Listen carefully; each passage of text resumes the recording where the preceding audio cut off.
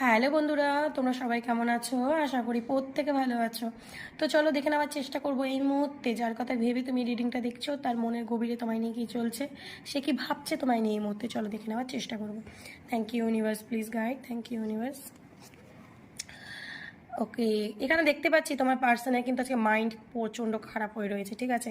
যদি তোমার সাথে কোনো ঝগড়া ঝামেলা হয়েছিল বা তোমার সাথে কোনো ভুল বোঝাবুঝির কারণে দূরত্ব এসে গেছিলো, কিন্তু বারবার সেই কথাগুলোই ভাবছে।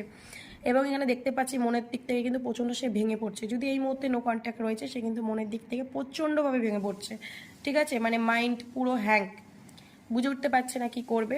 তার কারণ হচ্ছে ও তোমার সাথে কিন্তু মানে কমপ্লিট ফিল করে, তোমার কাছে থাকলেও ভালো থাকে, তোমার সাথে ফ্যামিলি চায়, ঠিক আছে। আজকের দিনের এনার্জি তোমার সাথে রিউনিয়ন চায়। এবং যদি তোমরা অলরেডি ম্যারেজ পার্সন দেখছো, সেক্ষেত্রে তোমার সাথেই আবার ফ্যামিলিটা জুড়তে চায়, মানে তোমার সাথে আবার থাকবে এরকম চিন্তা ভাবনা। কিন্তু যেহেতু এই মুহূর্তে হচ্ছে না, ঝগড়া ঝামেলা হয়ে গেছে, তোমাদের মধ্যে দূরত্ব এসে গেছে, সেটা কিন্তু ওকে খুব কষ্ট দিচ্ছে।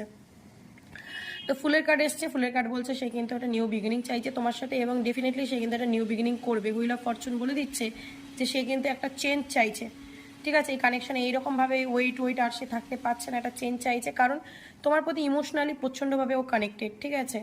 তো এইসব সোর্সের কার্ড এসছে, একটা অ্যাকশান কিন্তু তোমার পার্সন নিতে চলেছে, ঠিক আছে।